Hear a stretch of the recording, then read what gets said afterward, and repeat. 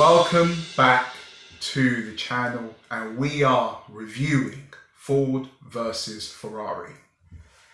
American car designer Carroll Shelby and driver Ken Miles battle corporate interference, the laws of physics, and their own personal demons to build a revolutionary race car for Ford and challenge Ferrari at the 24 Hours of Le Mans in 1966.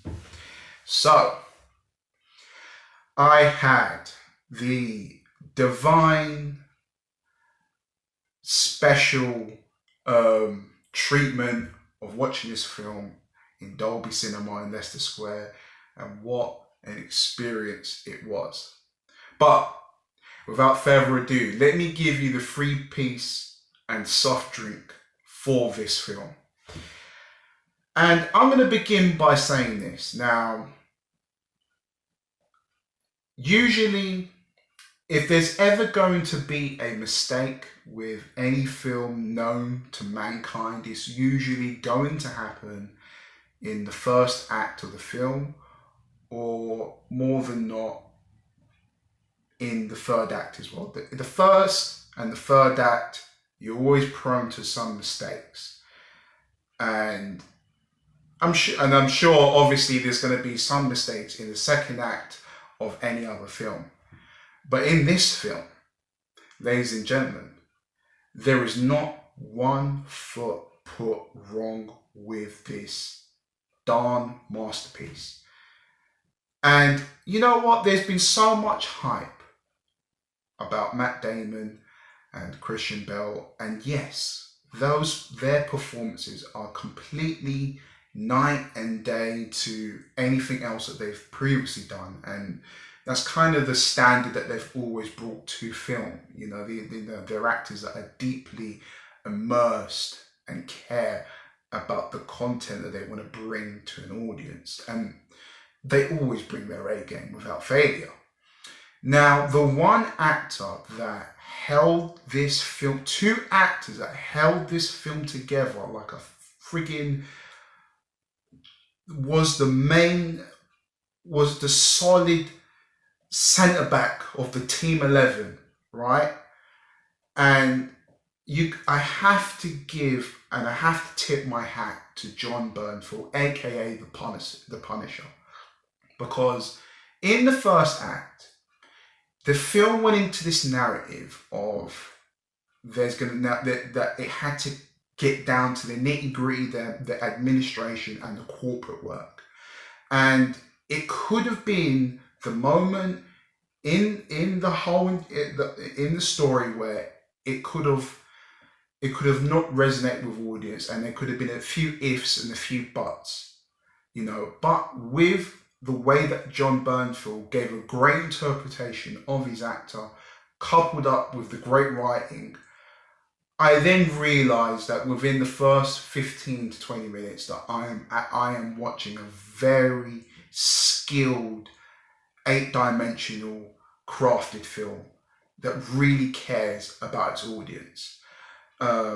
So really huge kudos to Jon Bernthal and the whole administration scene between Ford versus Ferrari. I particularly thought it was hilarious. It had the right amount of conflict, the contrast between characters, and the subtext ultimately of what the film is. And it masterfully done it. I couldn't have wished for it to be any better than what they showed us. It was great. Now, another actor that I must give some praise to is a phenomenal young actor called Jonah Jupe. You're going to be hearing a lot about this boy, ladies and gentlemen.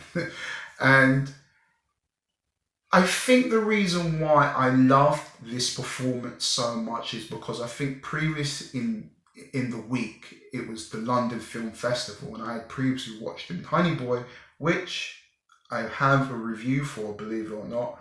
But anyway, back to this. And it's great to see the range that he can bring to a performance. And he has this great interpretation, and, you know, how vulnerable he is, and how is it he understands that it's not all about acting. It's about reacting to. Yes, it's about acting, but it's also about reacting to the environment that you're currently being held within. And he understands that so well at such a young age. It's unbelievable. There's actors that can't grasp that concept, even if they're 32, even if they are a seasoned actor, and he's getting it at a very young age. It's actually spellbinding. And the car sequences, oh my God, they are absolutely insane. The way that they're choreographed, the way that they are directed, I could feel how heavy these cars were. They were like natures of beasts.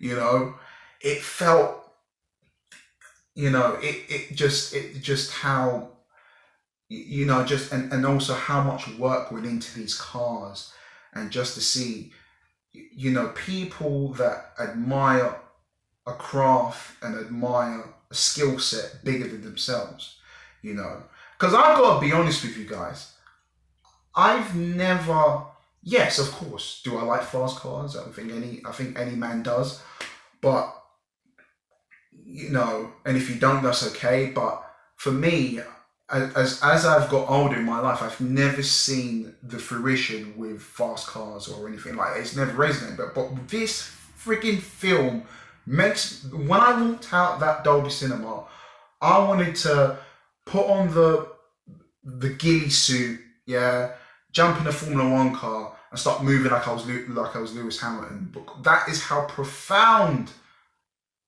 the film's effect had on me, and all of the car sequences during the first act, the second act, the third act are all masterful.